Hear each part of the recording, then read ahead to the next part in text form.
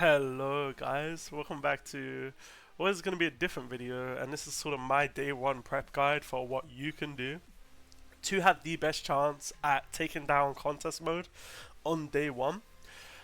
I think first and foremost we should go over the actual event in game. It doesn't give us a lot of information. It basically tells us what we have to do for awards. Top 30 is essentially how we get the Ghost Shell, the Renegade, and then top 100 is how we get the weapon shader and the title. Just bear in mind that in order to get the Ghost Shell, it is a top 30 only thing, and that is on the speed runs, not for the first clear or what length of clear you manage to get. Okay. A lot of people haven't seen this button in the top right, which is challenge details. It will basically give you a breakdown of what you're going to face in each encounter, from the type of shinkers to the type of shields and what you're sort of going up against. I think the most important thing to see here is that nothing has changed from the base Gauntlet Onslaught raid. The shinker types are the same, the shield types are the same. So as far as we know so far, unless they add new mechanics for World First, for example, or speedruns, it is quite literally going to be the first team, or the fastest team to get it done based on content we've already done, which I hope isn't the case on a quote-unquote World First. I do hope they add enough mechanics so that it is challenging and difficult, but that is yet to be seen.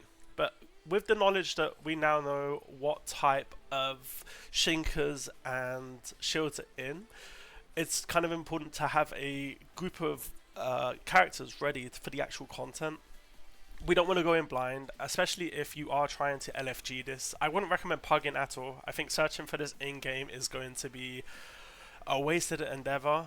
It's really hard to even do it now, and we're multiple thousands of power above what is needed, and this we will be getting very likely set down in power to match the contest mode, so everyone is on an equal playing field. So without further ado, here's what I would recommend. I think for the rapid fire shinkers, you have the two options. You have Ningfei or Estella. I would opt for whoever you're most comfortable with, or what shield type you're trying to deal with. Ningfei is obviously a lot more versatile when the shield types he can deal with. He is going to be able to deal with Arc and some Void with his submachine gun.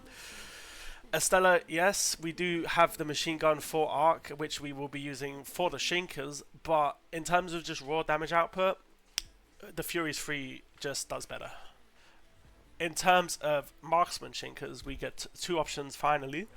We have Tantu, which is our go-to for anything solar as well as marksman, and then we have Yumiko, who is our sort of flex, who has the void abilities to deal with the void shields and can also deal with the marksman chinkers. Both are viable. I would pick one and just make sure we put some time into it and actually get everything up to at least 55,000.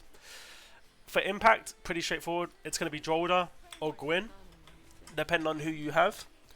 Both are void, both don't really have any other options. Drolda does have the flame sword, however, more often than not, your job is just going to be saving that for the impact shinkers. We also have an honorable mention for Wolf. We do have the blast shinkers, the spread ones. However, as of recent, they've been really easy to just handle without Wolf, with just damaging them with actual LMGs or Ningfei's crossbow. I'm hoping Wolf is viable here, and he, whatever gender you selected, does get forced into the composition for at least encounter number 2. But it is going to be very heavily dependent on how easily destroyed the spread shinkers are. Now, what is important to note is the actual rules for this tournament. Relic abilities are completely uncapped. So you want to get these maxed as much as possible to do the most amount of damage.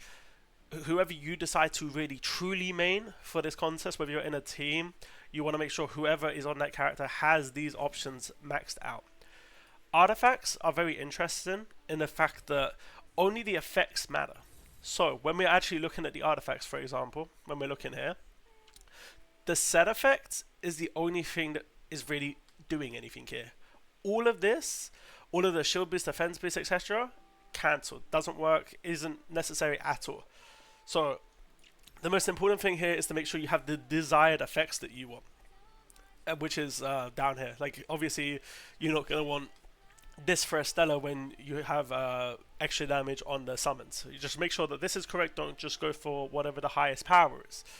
In terms of talents, it is the most even playing field. They are completely disabled. Talents don't count for anything. It doesn't matter if you're C1, C6, C0. Copies are just not going to have any effect on the gameplay whatsoever. And last but not least, in terms of what our characters actually have, like Link Companions, they will be completely disabled. Of course, a lot of the damage ties back to how many copies you have of each different character. So Neddies have just gone ahead and completely disabled them for this event.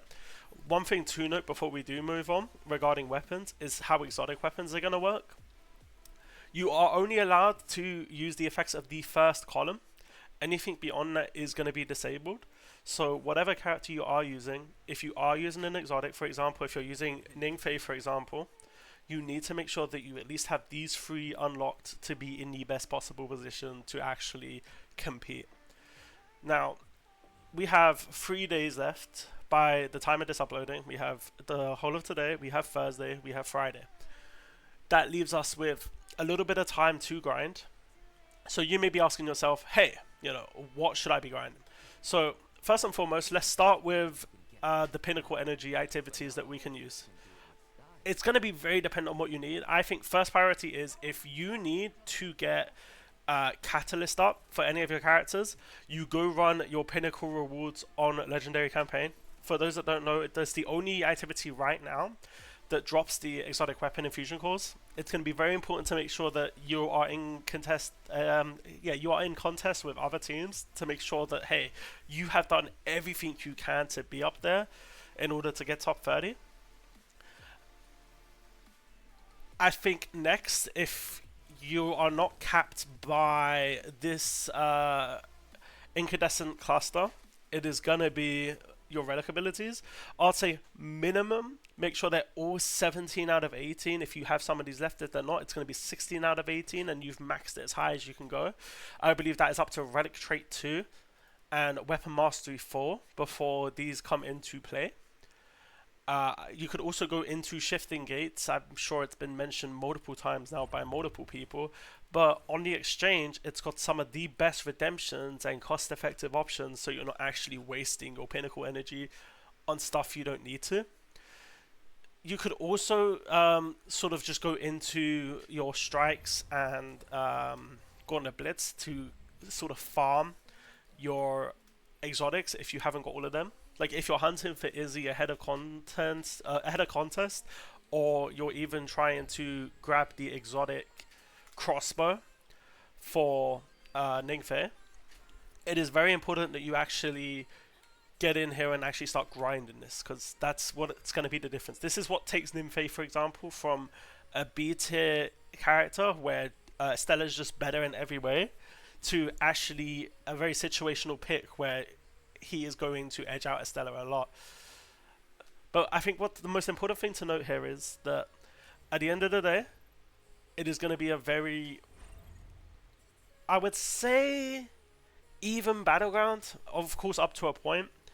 They have really done a good job of at least making it fair play. I think the only thing to be wary of is keep an eye out on their official channels for any changes to mechanics, anything they mention. It could be a case of, hey, they're not adding anything new, and if they don't, it'll be a very, very disappointing event, I believe. But it could also be a case of, we go in here, and there's all of a sudden secret phases and whatnot, but it is very hard to glean any more information off of this. But yeah, no, that should be enough of this video. For those of you that have stuck around to the end, please do, subscribe and like. It's really helpful. And do share these videos if you find them helpful with your pack or your friends. I believe my next video is going to be on, how to actually do stuff with your pack and make the game a lot more fun and efficient for you when it's actually with your friends and you're grouping with people. Because I can't imagine playing this game solo, and I really don't advise any of you do it too. And I would also like, opinions on if I was to create another type of content for another type of game, would you guys watch? Like, obviously it wouldn't be predominant, but like, you know, every now and again. But yeah, no, thank you for watching. I managed to yak to the 10-minute mark. Have a good one.